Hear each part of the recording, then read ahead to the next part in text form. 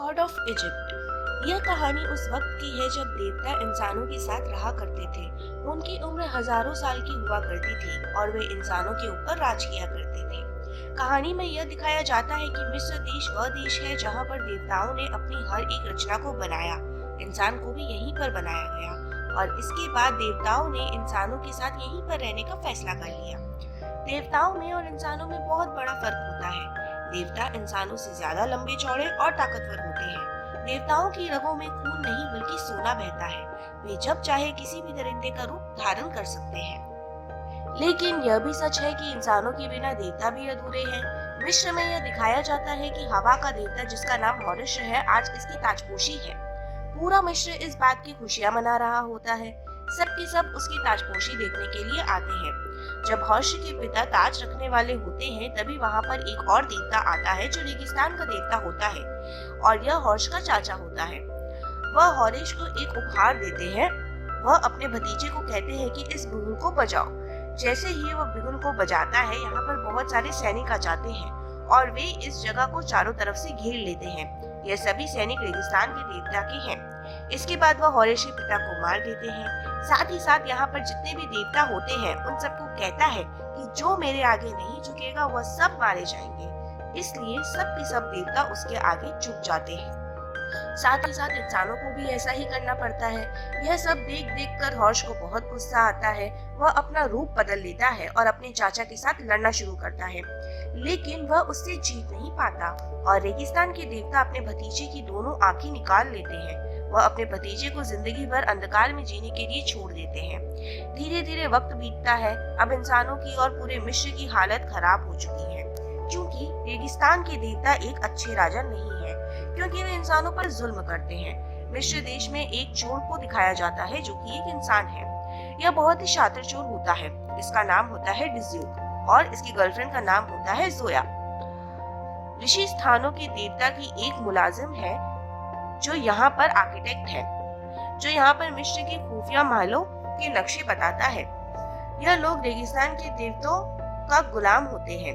वे लोग प्लान बनाते हैं कि हमें रेगिस्तान के देवता से आजादी सिर्फ हॉर्स दिला सकता है, लेकिन इसके लिए हमें उसकी आंखें वापस करनी होगी। इसके बाद वह डिज्यूक को दिखाती है कि आज रेगिस्तान के देवता के लोग खजाना लूट कर लाए हैं। वहीं पर हॉर्स की आंखें भी होगी। जया उसे बहुत सारे नक्शे दिखाती है ताकि डिज्यूक को अंदर जाने की सही रास्ता पता चल जाए। डिज्यूक किसी भी तरह खजाने की ट्रॉली में बैठ जाता है। जब खजाने के अंदर डाला जाता है तो डिज्यूक भी उसके साथ अंदर चला जाता है।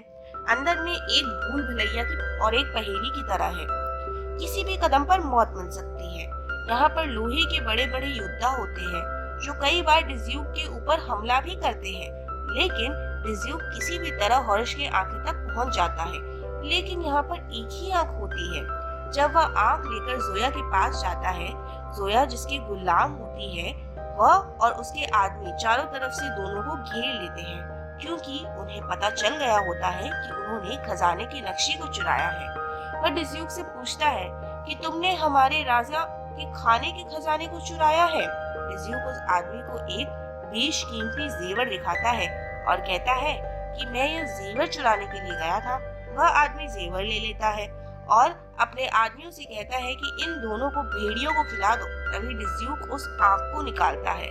उसमें बहुत ज्यादा रोशनी होती है जिससे सबकी आंखें चौंधिया जाती है। डिज्यूक अपनी महबूबा को लेकर वहां से निकल जाता है। इससे पहले कि दोनों भाग पाते, आर्किटेक्ट एक तीर चलाता है जो जोया को लग जाता है। वह बुरी तरह से जख्मी हो जाती है। डिज्यूक उसे लेकर एक मंदिर तक पहुंच जाता है जिसके अंदर हॉर्स रहता है। डिज्यूक हॉर्स को उसकी आंख देने के बदले में एक शर्त रखता है। वह जोया को बचाने की शर्त रखता है। हॉर्स उसकी बात मान लेता है। हॉर्स जो हवाओं का देवता है वह पूरी कोशिश करता है कि वह जोया को जिंदा कर दे, लेकिन वह नहीं कर पाता। तभी वहाँ पर यमराज का दूत प्रकट होता है। वह जोया की आत्मा को उसके शरीर से निकाल लेता है। वह उसकी आत्मा से पूछता है कि तुम मुझे क्या दे सकती हो। जोया के पास देने के लिए कुछ भी नहीं था। इस वक्त में यह दिखाया गया है कि जो इंसान मरने के बाद दूध को सोना देते हैं वही पुनर्जन्म ले पाते हैं, और जोया के पास ऐसा कुछ भी नहीं है। इसके बाद यमराज उसकी आत्मा को ले जाता है। डिज्यूक इस बात से दुखी हो जाता है। वह हॉरस की आंख लौटाए बिना जाने लगता है, लेकिन हॉरस उसे पकड़ लेता है। डिज्यूक को हॉरस की एक आंख लौटानी पड़ती है। अब हॉरस देख सकता है। वह डिज्यूक से पूछता है कि मेरी दूसरी आंख कहाँ है। डिज्यूक कहता है कि दूसरी आंख मेरे पास नहीं है। इसके बाद हॉरस उसे छोड़ देता है। देवता डिज्यूक से कहते हैं कि जोया की आत्मा को नोवे गेट तक पहुंचने में अभी टाइम लगेगा। अगर इस टाइम तक मैं राजा बन जाता हूँ तो मैं तुम्हारी जोया को वापस ला सकता हूँ। वहाँ से जोया के शरीर को सुरक्षित जगह पर रख दिया गया और वह चले जाते हैं। हॉरस रेगिस्तान के देवता को मारकर अपने पिता की मौत का बदला लेना चाहते हैं। वहीं दूसरी तरफ रेगिस्तान के देवता को पता चल जाता है कि हॉरस को उसकी एक आंख मिल चुकी है। इसमें एक इंसान ने उसकी मदद की, इसलिए वह अपने लोगों को उसे मारने के लिए भेजते हैं। हॉरस और डिज्यूक दोनों एक ऊंचे पहाड़ पर जाते हैं। दोनों सूर्य देवता के पास जाते हैं। हॉरस अपने दादाजी की आराधना करता है तो उसका रूप बदल लेता है। उसके पंख भी आ जाते हैं। दोनों सूर्य देवता के पास पहुंच जाते हैं। हर्ष अपने दादाजी से कहता है कि मुझे आपकी मदद चाहिए। उसके दादाजी पूछते हैं कि तुम्हें क्या चाहिए मुझसे। हर्ष कहता है कि मुझे पवित्र पानी चाहिए। हर्ष वहाँ से पवित्र पानी लेता है। वहाँ से उड़कर वह वापस पृथ्वी पर आ जाता है। जैसे ही वह पृथ्वी पर आता है उसकी शक्तियाँ खत्म हो जाती है। इन पर रेगिस्तान के देवता के दूत हमला कर देते हैं। हालांकि हॉर्स सबको मार देता है, लेकिन एक दूत पीछे से उन पर हमला करता है, जिससे वह झरने के नीचे गिर जाते हैं। डिज्यूक भी उसके साथ कूद जाता है। हॉर्स अपना हथियार खोल लेता है। इस तरह से इन दोनों की जान बच जाती है। झरने से निकलने के बाद हॉर्स कहता है कि अब वह अपने खूंखार शिकारियों को भेजेगा। होता भी ऐसा ही है और खुद रेगिस्तान का देवता प्यार की देवी के पास जाता है। वह आत्माओं की दुनिया में भी जा चुकी है। कभी वह मुद्रों के सलाहकार हुआ करती थी। रेगिस्तान का देवता चाहता है कि वह उसे मुद्रों की दुनिया में ले जाए। वह मुद्रों की दुनिया को भी जीतना चाहता है। वह पूरी दुनिया पर कब्जा करना चाहता है। प्यार की देवी कहती है कि तुम यह सब करने के लिए मत सोचो जो तुम कभी नहीं कर सकते। जहाँ पर प्यार की देवी को यह भी पता चल जाता है कि हॉर्स की एक आंख आ चुकी है। अब उसे पता है कि रेगिस्तान का देवता उसे नहीं छोड़ेगा। इससे पहले कि वह प्यार की देवी को पकड़ता, इसके हाथ में एक कड़ा होता है। जैसे ही वह उस कड़े को निकालती है, वो मुद्रों की दुनिया में चली जाती है। इससे पहले कि वो मुद्रों की दुनिया में पूरी तरह से जाती है, वह अपने हाथ के कड़े को दोबारा से पहन लेती है और मुद्रों की दुनिया से बाहर निकल जाती है। इस तरह से वह रेगिस्तान के देवता से बच जाती है। दरअसल उसके हाथ में जब तक यह कड़ा है, कोई भी मुद्रा उसका कुछ नहीं बिगाड़ सकता। वहीं दूसरी तरफ हॉर्स और उसका साथी डिज्यूक एक मंदिर पहुंच जाते हैं। वह डिज्यूक को बताता है कि कभी यह जगह बहुत सुंदर हुआ करती थी। यह मेरे पिताजी का पहला मंदिर है, लेकिन रेगिस्तान के देवता ने इस जगह को पूरी तरह से तबाह कर दिया है। तभी इन दोनों पर सर्प करने आए हैं। जिस रेगिस्तान के देवता ने मारने के लिए भेजा है, हमला कर देती है। यह बहुत खतरनाक होती है। हॉर्स के पास उसकी शक्तियां भी नहीं हैं। किसी तरह से दोनों सर्प कन्याओं से बचते हैं। अब यहाँ पर प्यार की देवी भी आ जाती है। तीनों मिलकर दोनों सर्प कन्याओं को मार देते हैं। तीनों वहाँ से आगे जाते हैं। यह किसी भी तरह से वहाँ तक पहुँचना चाहते हैं जहाँ रेगिस्तान के देवता की आग है। वह जगह एक पिरामिड के अंदर है, लेकिन उसके अंदर जाने का रास्ता आसान नहीं है। लेकिन डिज्यूक में नक्शा दिखा होता है, वह उन्हें वहाँ तक ले जा सकता है। लेकिन प्यार की देवी कहती है कि अगर तुम वहाँ तक पहुँच भी गए, तब भी तुम उसकी आग तक नहीं पहुँच सकते। वहाँ पर एक सी मानव है जो रेगिस्तान के देवता की आग की रक्षा करता है, जो एक पहेली पूछता है। अगर तुमने उसकी पहेली का सही जवाब नहीं दिया तो वह तुम्हें मार देगा। इसके बारे में डिज्यूक को कुछ भी नहीं पता होता। डिज्यूक हॉर्स से पूछता है कि तुम पहेली का जवाब तो दे सकते हो ना।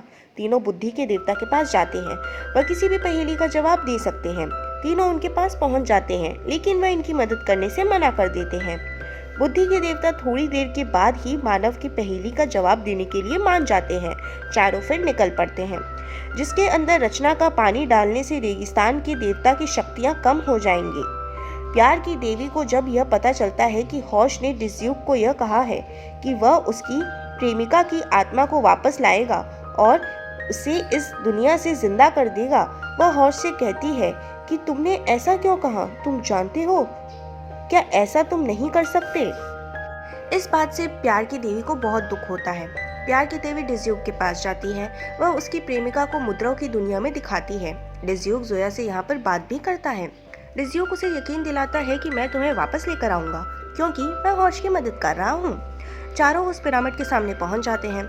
यहाँ पर इन्हें कोई दरवाजा नहीं दिख रहा होता, लेकिन डिज्यूक कहता है कि मुझे दरवाजा पता है। हालांकि उसे दरवाजे के बारे में नहीं पता होता, उसे बस इतना पता होता है कि अंदर एक बहुत बड़ा घुमाने वाला है जिसके दरवाजे खुल जाते हैं। फिर भी वह 2 पत्थरों के बीच से कूद जाता है। बहुत संघर्ष करने के बाद वह उस बिल तक पहुंच जाता है। उसे घुमाने के बाद पिरामिड में जितनी भी हलचल हो रही होती है सब शांत हो जाती है। तीनों अब अंदर जाते हैं। यह सी मानव के सामने पहुंच जाते हैं। सी मानव उनसे पहेली पूछता है कि मैं नहीं था, लेकिन मैं फिर भी रहूंगा। हर जिंदा और हर सांस लेने वालों को मुझ पर भरोसा है। कौन हूँ मैं? बुद्धि के देवता इसका बहुत आसानी से जवाब देते हैं। वह कहते हैं कि तुम अनुशासन हो, लेकिन यह जवाब गलत होता है। सी मानव इन पर हमला कर देता है। इसके बाद एक और जवाब देते हैं कि तुम पवित्रता हो, लेकिन यह जवाब भी गलत होता है। अब सी मानव के मजबूत हाथों के नीचे होश दब रहा होता है। तभी बुद्धि के देवता कहते हैं कि तुम्हारी पहेली का जवाब है कल। यह जवाब सही होता है, इसलिए वे उन्हें आगे जाने की अनुमति दे देता है। यह रेगिस्तान के देवता की आग तक पहुंच जाते हैं। इससे पहले कि यह रेगिस्तान के देवता के आग में रचना की पानी डालते हैं, यहाँ पर एक शिकंजा खुलता है और होश उसमें बंद हो जाता है। तभी वहाँ पर रेगिस्तान का देवता आता है और वह बुद्धि के देवता के सिर से दिमाग को निकाल लेता है। वह कहता है कि मुझे इसकी सख्त जरूरत है।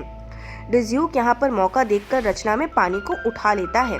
वह उस पानी को आग में डालने वाला होता है। तभी रेगिस्तान के देवता उसे एक ताबीज दिखाते हैं। यह ताबीज उसकी प्रेमिका के शरीर से निकाला होता है, यानी कि उसकी डेड बॉडी अब रेगिस्तान के देवता के पास है। इसलिए डिज्यूक रुक जाता है। वह डिज्यूक को यह भी बताता है कि तुमने होश को झूठ बोला है, वह तुम्हारी प्रेमिका को जिंदा नहीं कर सकता। अब डिज्यूक को सारी सच्चाई पता चल जाती है। रेगिस्तान का देवता रचना के पानी को नष्ट कर देता है, यहाँ पर सबको मरने के लिए छोड़ देता है। अगले ही पल पूरा पिरामिड गिरना शुरू हो जाता है, लेकिन होश दोनों को बचा लेता है। वहीं रेगिस्तान के देवता के पास बुद्धि के देवता का दिमाग है। अब वह एक नए अवतार में आता है। वह दिमाग अपने सिर के अंदर फिट करवाया देता है। इसके बाद वह अपने पिताजी से मिलने जाता है। उसके पिताजी चाहते हैं कि वह उसकी जगह ले ले, लेकिन रेगिस्तान का देवता ऐसा नहीं चाहता। इसके बाद रेगिस्तान के देवता और सूर्य के देवता में लड़ाई शुरू हो जाती है। बुद्धि के देवता का दिमाग उसके पास होने की वजह से वह बहुत चालाक हो गया, इसलिए उसके पिताजी उससे जीत नहीं पाते हैं और रेगिस्तान का देवता उसका शस्त्र उनसे छीन कर उन पर हमला कर देता है, जिससे वह अपने घर से, अपनी दुनिया से नीचे गिर जाते हैं। वहीं दूसरी तरफ डिज्यूक को सच्चाई पता चल गया है। यहाँ पर प्यार की देवी चाहती है कि डिज्यूक अपनी प्रेमिका को आखिरी बार मिले, इसलिए वह यमराज के दूत को बुलाती है। वह उससे पूछती है कि क्या डिज्यूक मुद्रों की दुनिया में जा सकता है ताकि वह अपनी प्रेमिका से मिल सके। वह कहता है कि इसके लिए बहुत बड़ी कीमत चुकानी होगी। प्यार की देवी अपना कड़ा दूत को देने लगती है, लेकिन होश ऐसा नहीं चाहता है क्योंकि वह प्यार की देवी से बहुत प्यार करता है। लेकिन प्यार की देवी अपना कंगन उतारकर दूत को दे देती है।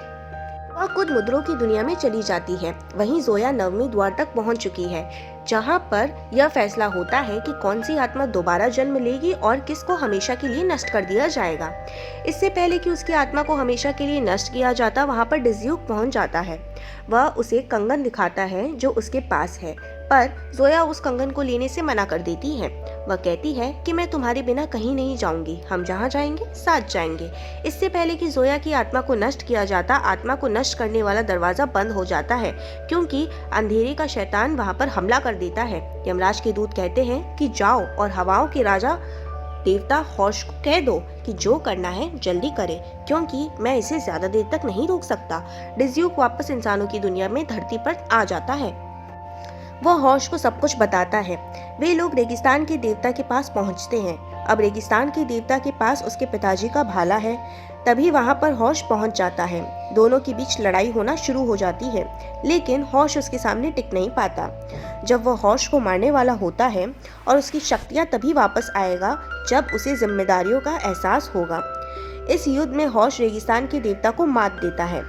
जब वह उसे मारने वाला होता है तो कहता है कि मैंने तुम्हें जीवन दान दिया है, मैंने तुम्हें जिंदा छोड़ दिया था, तुम भी मुझे जिंदा छोड़ दो। होश कहता है कि मैं यह गलती नहीं करूंगा और वह अपने दादा के भाले से उसे खत्म कर देता है। उसे खत्म करने के बाद वह अपने दादा का भाला लेकर उनके पास जाता है। वह उनसे कहता है कि जो अंधेरी की दुनिया को शैतान है उससे उसकी दुनिया में वापस भेज दिया जाए। और उसके दादाजी जो कि सूर्य देवता है बहुत शैतान को उसकी दुनिया में वापस भेज देते हैं। डिज्यूक भी इस दुनिया को छोड़कर चला जाता है। तभी वहां पर उसके दादाजी प्रकट होते हैं। वो जोया और डिज्यूक को पुनः जीवित कर देते हैं। इसके बाद हर्ष को मिस्र का राजा बना दिया जाता है। हर्ष कहता है कि आज के बाद पुनर्जन्म को पैसों से या सोने से नहीं खरीदा जाएगा, इसे खरीदा जाएगा सच्चाई से, ईमानदारी से, अच्छे कर्मों से, एक दूसरे की मदद से, ताकि दुनिया में सच्चाई रहे, अच्छाई रहे। इस तरह सब कुछ ठीक हो जाता है।